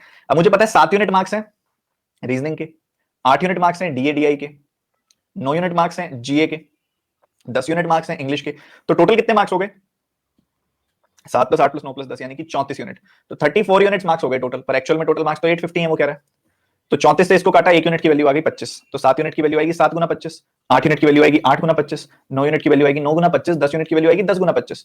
तो मुझे ये पता चल गया कि इन सब सेक्शंस में टोटल मार्क्स हैं तो हैं कितने। ठीक है, टोटल मार्क्स पता लग गए। अब वो उसने पता क्या किया, reasoning DI GA English in सब में उसने पता क्या किया, वो कह रहा है कि जितने उस बंदे के मार्क्स आए हैं ना, ऑब्टेन्ड मार्क्स जो आए हैं उस बंदे के, अगर उसके कुछ प्रतिशत ज्यादा आ जाते तो उसके फुल मार्क्स के बराबर ही आ जाते। ठीक है, पहले केस में वो कह रहा है कि 27.27% अगर उसके ज्यादा आ जाते, मतलब 3/11 ज्यादा आ जाते, मतलब आए तो 11 है पर 3 अगर और आ जाते 14 हो जाते तो वो टोटल मार्क्स के बराबर होते। तो 14 यूनिट की वैल्यू 175, मैंने काट दिया इसको यहाँ पे, 14 का 1 गुना, 14 का 2 गुना, 14 का 5 गुना, परफेक्टली कट रहा है। ठीक है, ये आ रहा है। अब उसके बाद 12.5 वैल्यू आ गई, 11 से इसको फिर मल्टीप्लाई कर दिया, ठीक है, 11 से इसको फिर मल्टीप्लाई कर दिया, तो 11 से मल्टीप्लाई किया तो मुझे यहाँ पे वैल्यू मिल गई 137.5। तो मुझे ये पता लग गया ना ऑब्टेन मार्क्स कितने हैं। देखो यहाँ से काटा, एक यूनिट की वैल्यू 12.5 आई, एक यूनिट की वैल्यू 12.5 आई, तो 11 यूनिट की वैल्यू क्या आएगी, 11 गुना 12.5 यानी कि 137.5। अब हमें पता है 10 यहाँ पे क्या कह रहा है वो, अगर उसके 3/7 मार्क्स ज्यादा आ जाते डीआई में तो उसके फुल मार्क्स आ जाते, मतलब आए तो 7 है पर उस पर 3 ज्यादा आ जाते यानी कि 10 आ जाते तो फुल मार्क्स ही हो जाते। तो 10 यूनिट की वैल्यू 200, तो 1 यूनिट की वैल्यू 20, 7 यूनिट की वैल्यू 7 गुना 20 यानी कि 140। ठीक है जी। 9 यूनिट की वैल्यू 225। अब वो यहाँ पे कह रहे हैं 1/8 मार्क्स अगर उसके जीए में ज्यादा आ जाते तो उसके फुल मार्क्स ही आ जाते, मतलब 8 यूनिट मार्क्स आए, अगर एक ज्यादा आ जाते 9 आ जाते तो उसके टोटल फुल मार्क्स ही आ जाते। तो 9 यूनिट की वैल्यू 225, 1 यूनिट की वैल्यू 25, तो 8 यूनिट की वैल्यू 8 गुना 25 यानी कि 200। अगर यहाँ पे 1/3 मार्क्स ज्यादा आ जाते तो उसके फुल मार्क्स ही आ जाते। तो 4 यूनिट की वैल्यू 250, 1 यूनिट की वैल्यू 62.5, तो 3 यूनिट की वैल्यू 3 × 62.5 यानी कि 187.5। तो यहाँ पे हमें पता है कि इसके 187.5 मार्क्स आए हैं, सबको जोड़ दिया हमें मिल गया 665 मार्क्स, जो कि है बी ऑप्शन। अब तो सबको क्लियर है यार। सर मेंस लेवल का है ना ये, और प्री में थोड़ी आएगा यार ये ऑब्वियसली। अगला सवाल बनाने से पहले एक छोटा सा ब्रेक आप सबके लिए, पानी वानी पी लीजिए, फिर हम शुरुआत करते हैं। ब्रेक है छोटा सा।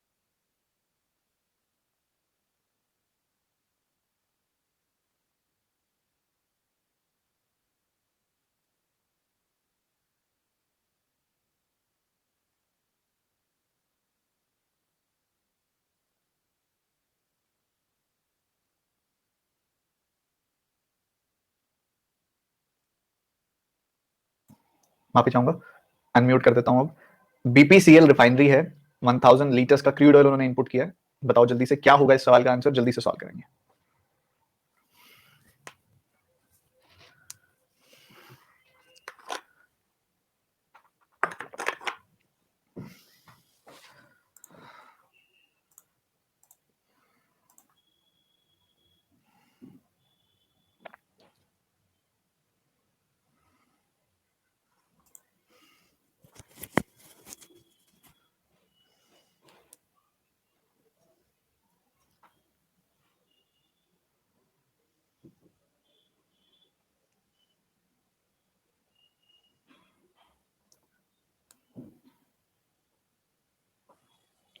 देखिए सवाल समझिए पहले।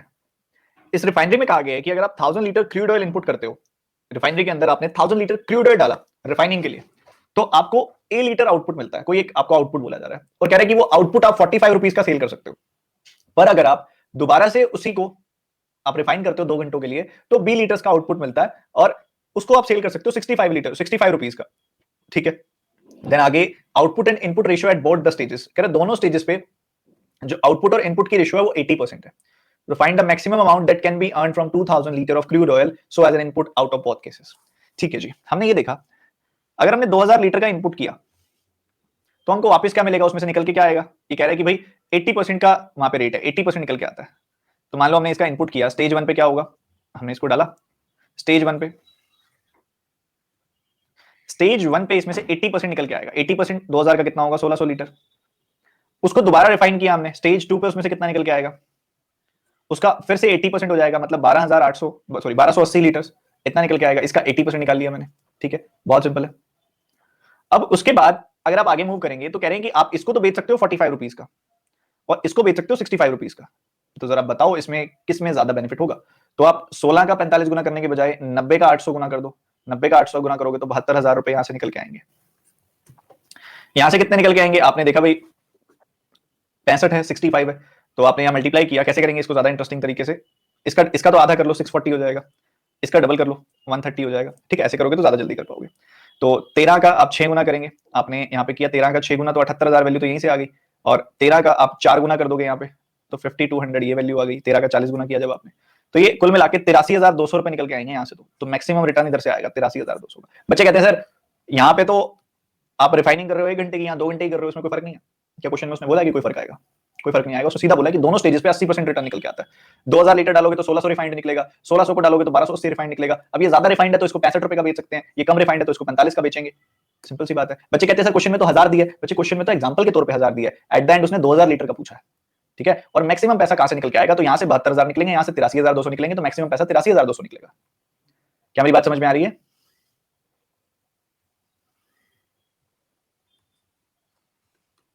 अगला सवाल आसान सा क्वेश्चन है, जल्दी बनाएंगे सेकंड्स में।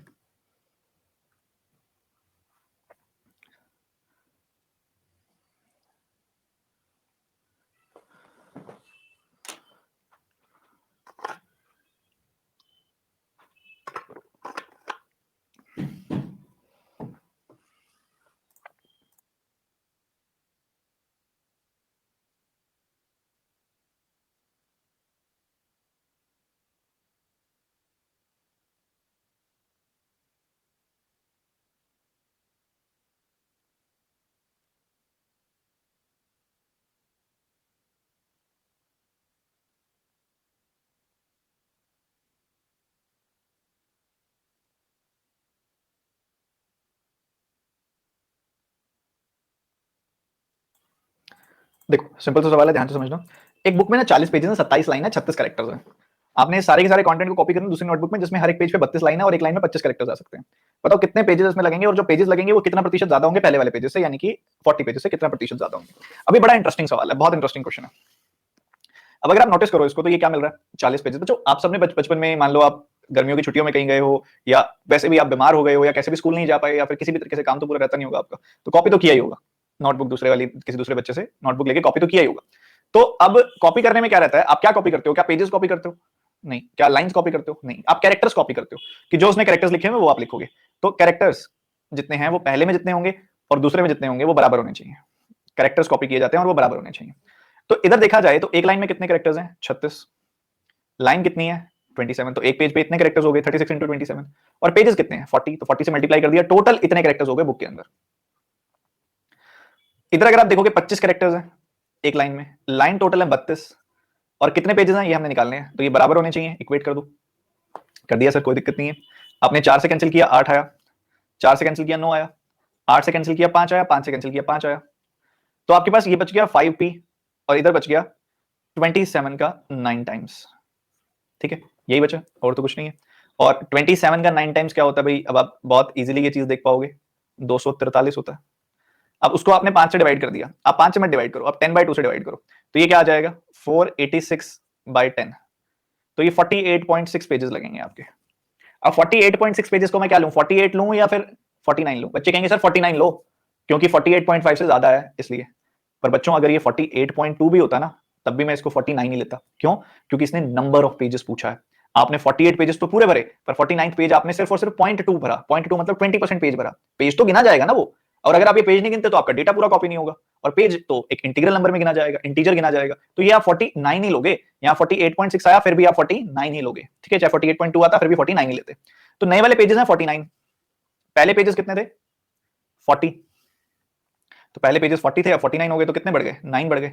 9 का इंक्रीज हुआ 40 पे, तो 100 पे कितने का? 1/40 होता है 2.5%, तो 9/40 होगा 22.5%, 2.5 का 9 टाइम्स 22.5% आपका आंसर आएगा। सभी ने बनाया था पक्का? Are you sure?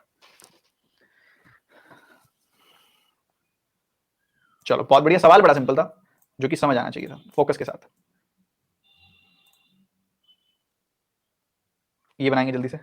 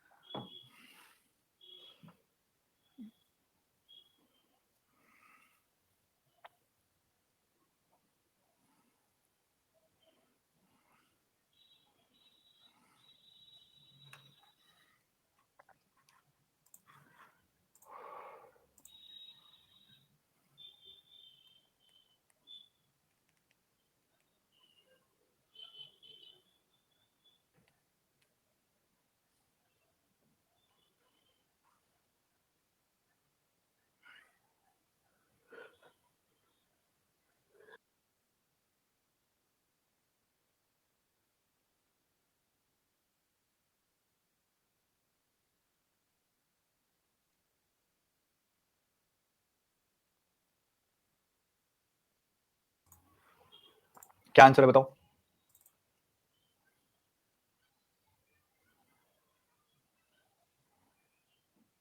एटी 5.71% पे कितने बच्चे अटके?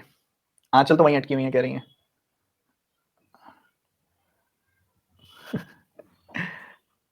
कोई बात नहीं, कोई बात नहीं। काफी बच्चों के मन में ना ये डाउट आ जाता है, कोई ऐसी बड़ी बात नहीं है। आप अगर इसको थोड़ा ध्यान से देखो ना तो आपको समझ आ जाता है। वैसे तो इतना कुछ वो था नहीं इसके अंदर। इसको 100 में से सब्ट्रैक्ट करके देख लेते हैं। 14.29% नहीं दिख रहा आपको? तो ये 14.29% अप्रोक्सीमेटली 14.28 ही होता है। तो अगर ये नंबर जो है वो है 100% माइनस 14.28%, द 1 - 1/7 यानी कि 6/7। क्या दिक्कत थी? क्या दिक्कत थी जी, बता दीजिए। तो टाइम जो अलॉट किया गया तीनों प्रोजेक्ट्स में वो 4, 5 और 7 है, बट वो 62.5% टाइम ही दे पाया है, 75% टाइम ही दे पाया है, 85.71% टाइम ही दे पाया है। अब अगर आप देखोगे 62.5% मतलब 5/8, मतलब ये नंबर 8 का मल्टीपल होना चाहिए यार 5/8 निकालने के लिए, है तो नहीं है। 75% मतलब 3/4, तो यार ये नंबर 4 का मल्टीपल होना चाहिए। तो ऐसे करो, इसको 4 से मल्टीप्लाई कर दो, इसको 4 से करोगे तो इसको भी 4 से कर दो, तुम्हारी ये फुलफिल हो जाएगी चीज, और इसको भी 4 से कर दो। इससे क्या होगा, ये परसेंटेज इजीली कैलकुलेट कर पाओगे आप। तो एक तरफ बन गया हमारा 16, इधर बन गया 20 और इधर बन गया 28। तो ये कितना कितना टाइम दे पाया? 5/8 टाइम दे पाया। इसका 5/8 कितना होगा? 10, 10 टाइम दे पाया। इधर ये 3/4 टाइम दे पाया, इसका 3/4 कितना होगा सर? 15 होगा, 15 टाइम दे पाया। इधर ये 6/7 टाइम दे पाया, मतलब 24 टाइम दे पाया। ठीक है जी। तो ये हमसे पूछ रहे हैं the time put in by Dixit is approximately what percentage of the net time allotted initially. तो अगर आप यहाँ पे नोटिस करो तो कितना टाइम ये दे पाया, अगर आप नोटिस करो 39 + 10 49 टाइम दे पाया ये। और इसको अलॉट कितना किया गया था? इसको अलॉट किया गया था 44 एंड 20 64 अलॉट किया गया था। तो ये 49 टाइम दे पाया, इसको अलॉट 64 दिया गया था। तो हमसे अप्रोक्सीमेटली पूछा हुआ है, हम अप्रोक्सीमेटली बता देंगे। कैसे? ये 48 + 1 लिख देंगे इसको। अब 48 जो होता है 64 का क्या हिसाब होता है इसके साथ? अगर आप इसको 16 के हिसाब से देखो तो 3/4 आती है वैल्यू। ये 16 से काटा 16 का 3 गुना, 16 का 4 गुना, तो 3/4 यानी कि 75% हो गया ये। 75% से कितना ज्यादा है ये? 1/64। 1/64 क्या होता है? 1 पॉइंट समथिंग, 1%, 1 पॉइंट समथिंग, क्योंकि 1/64 से आप मल्टीप्लाई करोगे ना तो ये 100/64 आ जाएगा। 100/64 1 पॉइंट समथिंग आएगा। आएगा तो सही, आएगा तो सही। तो ये 1.5 से थोड़ा ज्यादा होगा, तो ये 75% मार्क करेंगे या 77? भाई 77 से ज्यादा क्लोज है, तो 77% मार्क करेंगे, क्योंकि ये आएगा आपका 76 पॉइंट समथिंग। गजब सर, गजब, एक नंबर सर। अच्छा, what do you mean by गजब? डिफाइन गजब।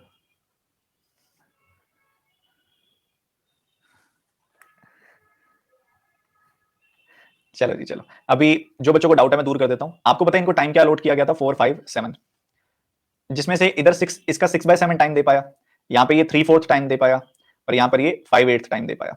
अगर आप चाह रहे हो कि ये नंबर इंटीजर्स आए तो ये नंबर 8 से कट जाए, ये नंबर 4 से कट जाए और ये नंबर 7 से कट जाए। 8, 4, 7 यहां से ले रहा हूं मैं। 8 है ना यहाँ पे, तो ये नंबर 8 से कट जाएगा तो फायदा है। यहाँ 5 है, यहाँ पे पर नंबर ऐसा होना चाहिए जो 4 से कट जाए, फायदा है। यहाँ 7 है तो 7 से कट जाए, फायदा है। बच्चों ये रेशियो है, इसको किसी नंबर मर्जी से मल्टीप्लाई करो, पर हर एक नंबर को मल्टीप्लाई करो। तो मैंने क्या सोचा, मैंने सोचा इसको 4 से, अगर देखो 5 को 4 का मल्टीपल बनाना है तो उसको 4 से ही मल्टीप्लाई करना पड़ेगा, और कोई इलाज ही नहीं है। इसको 4 से करा तो इसको भी 4 से करोगे, तो ये बन गया 16, 16 8 से कट जाता है, ठीक है। इसको तो किसी से मर्जी मल्टीप्लाई कर लो, ये तो 7 से पहले भी कट रहा है और आगे भी कटेगा। इसलिए मैंने 16, 20 और 28 मान लिया। 16, 20 और 28 मान लिया। 16 का 5/8 कितना होता है? 10। 16 का 3/4 होता है 15। 16 का 6/7 होता है 24। ठीक है। तो इन्होंने टाइम जो यहाँ पे डिवोट किया वो 49 किया, इनको जो अलॉट किया गया था वो 64 अलॉट किया गया था। तो हमसे पूछा जा रहा है 49 64 का कितना परसेंटेज है, यही पूछा जा रहा है, और तो कुछ नहीं, और तो कुछ नहीं। अब 49 को मैंने लिखा 48 + 1, तो ये बन गया 48/64 और ये बन गया 1/64। ये 100 इसके साथ भी जाएगा, ये 100 इसके साथ भी जाएगा, तो ये बन गया 3/4 यानी कि ये बन गया 75%। ये 100/64 है, मतलब ये 1.5 के आसपास बनेगा। तो ये 76.5% के आसपास आंसर आएगा आपका। हमने अप्रोक्सीमेटली बताना है यहाँ पे, और 76.5 के सबसे नियर ऑप्शन 77% है। अगला सवाल।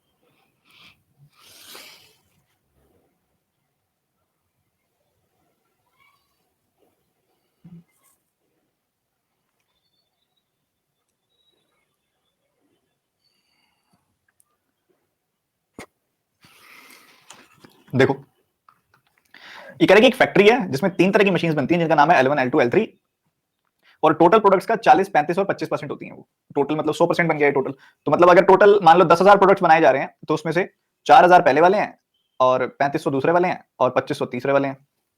यहाँ पे 4% डिफेक्टिव प्रोडक्ट्स हैं, 4% डिफेक्टिव प्रोडक्ट्स हैं यहाँ पे। इसका 1% 40 है तो 4% 160 होगा। यहाँ पे 5% डिफेक्टिव प्रोडक्ट्स हैं। अब आप 35 का 5 गुना करोगे तो 175 डिफेक्टिव प्रोडक्ट्स आ जाएंगे। यहाँ पे 6% डिफेक्टिव प्रोडक्ट्स हैं तो यहाँ पे 150 डिफेक्टिव प्रोडक्ट्स हैं। तो 160, 175, 150 अगर आप इनका सम निकालोगे तो आपको क्या मिलेगा? 100 यहाँ पे अगर आप देखो 70, 60, 50, 70, 50 कितना होता है? 120, 120 एंड 60 कितना होता है? 180, 185, 300 एंड 185 यानी कि 485। तो ओवरऑल 485 डिफेक्टिव प्रोडक्ट्स निकल गए। अगर 10,000 में से 485 प्रोडक्ट्स डिफेक्टिव हैं तो यहाँ पे कितने प्रोडक्ट्स ऐसे होंगे जो डिफेक्टिव नहीं होंगे? 9,515 प्रोडक्ट्स ऐसे होंगे जो डिफेक्टिव नहीं होंगे। तो 10,000 में से 9,515 प्रोडक्ट्स डिफेक्टिव नहीं है तो कितने प्रतिशत प्रोडक्ट्स डिफेक्टिव नहीं है? 95.15%। अब काफी बच्चे बोलेंगे सर आपने 40%, 35%, 25% को 400, 350 और 250 ना मान के 4,000, 3,500 और 300 ये 2,500 क्यों माना? क्योंकि बच्चों यहाँ मैंने 4%, 5% और 6% कैलकुलेट करना था और वो इसमें चल जाता, बट इसमें डेसिमल आता दिख रहा था मुझे, तो डेसिमल नहीं चाह रहा था मैं, तो मैंने नहीं लिया, बात खत्म। इसलिए मैंने एक जीरो बढ़ा दी उसमें। समझे कि नहीं समझे?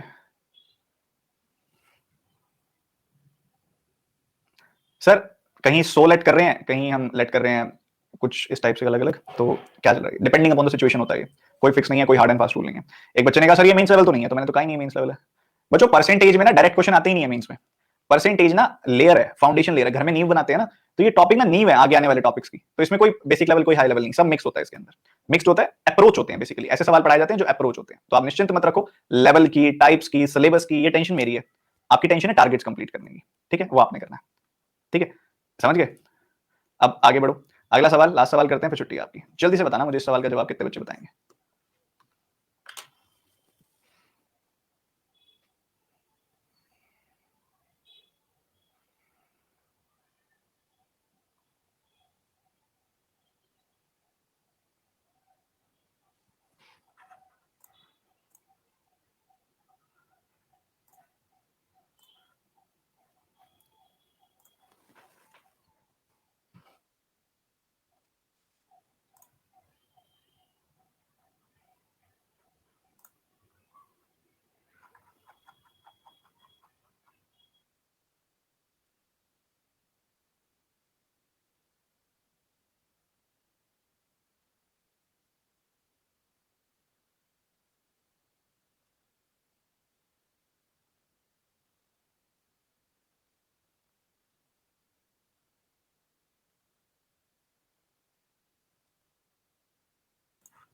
क्या आंसर है? देखते ही आ रहा होगा इसका आंसर तो। C and D can not be determined. Okay, देखो कह रहे हैं कि एक ट्रेन है जिसके अंदर वैगन्स है। वैगन्स आप सबने देखे होंगे, वैगन्स जो होते हैं डिब्बे होते हैं। कह रहे हैं कि एक ट्रेन है कि जितनी हर एक सीट में, हर एक जगह जितने वैगन है ना, मतलब उस ट्रेन के अंदर मान लो 50 वैगन है, तो हर एक वैगन में भी सीट भी 50 है। सिंपल सी बात है। कह रहे हैं कि जितने वैगन है ना उतने ही हर एक वैगन में सीट्स हैं। अगर 40 वैगन है तो हर एक वैगन में 40 सीट्स हैं। जितने नंबर ऑफ वैगन उतने ही नंबर ऑफ सीट्स एक वैगन के अंदर। कह रहे एक पैसेंजर से ज्यादा बैठेगा नहीं कोई एक सीट पे। कह रहे if the middle most compartment, बीचों बीच वाला कंपार्टमेंट 33% पैसेंजर रखता है, और फिर कह रहा है कि उसकी end is filled with 68.75% of its seating capacity. बस और क्या चाहिए, और क्या चाहिए, सब कुछ तो मिल गया। 68.75% क्या होता है? 6.25% का 11 टाइम्स होता है, मतलब 1/16 का 11 टाइम्स होता है, मतलब 11/16 होता है। मतलब उसमें सिर्फ 11/16 पैसेंजर ही बैठे हैं, पर बैठे तो 33 है। तो टोटल कितने बैठ सकते हैं? टोटल बैठ सकते हैं 48। ठीक है, टोटल 48 बैठ सकते हैं, मतलब एक वैगन के अंदर 48 बैठ सकते हैं। एक वैगन की सीटिंग कैपेसिटी 48 है, मतलब टोटल लोग कितने हो गए? फिर टोटल लोग कितने हो गए? यहाँ पे एक वैगन के अंदर अगर 48 लोग बैठ सकते हैं, 48 सीट्स हैं, तो मतलब वैगन भी 48 है। तो 48 वैगन, उनमें सीटिंग कैपेसिटी भी 48 की, तो मतलब टोटल सीटिंग कैपेसिटी इतनी है। कह रहा है then find the maximum number of passenger in the train that can be accommodated if minimum 16.66% seats are always vacant. कम से कम इतनी सीट तो खाली रखनी ही रखनी है। तो 1/6 अगर मुझे इतनी सीटें हैं ना, 48 into 48 इतनी सीटें अगर खाली रखनी है, सॉरी इतनी टोटल सीटें हैं और 1/6 खाली रखनी है, तो मतलब पूरी 5/6 भर दो, मैक्सिमम तो यही होगा। तो 6 का 8 गुना, 8 का 5 गुना 40, 48 का 40 टाइम्स कितना हो जाएगा? 1920। तो मैक्सिमम 1920 लोग बैठ सकते हैं।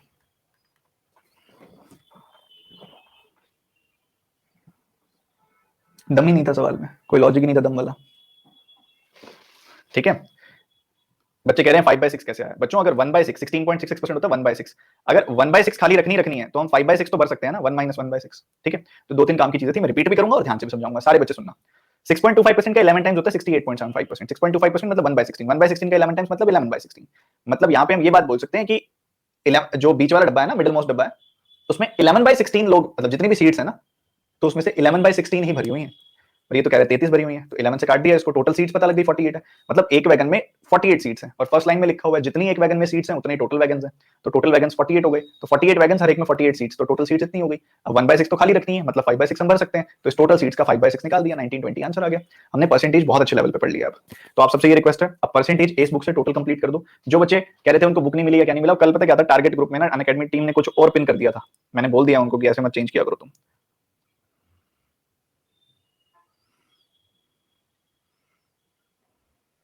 तो तुम ना एक बार रुको,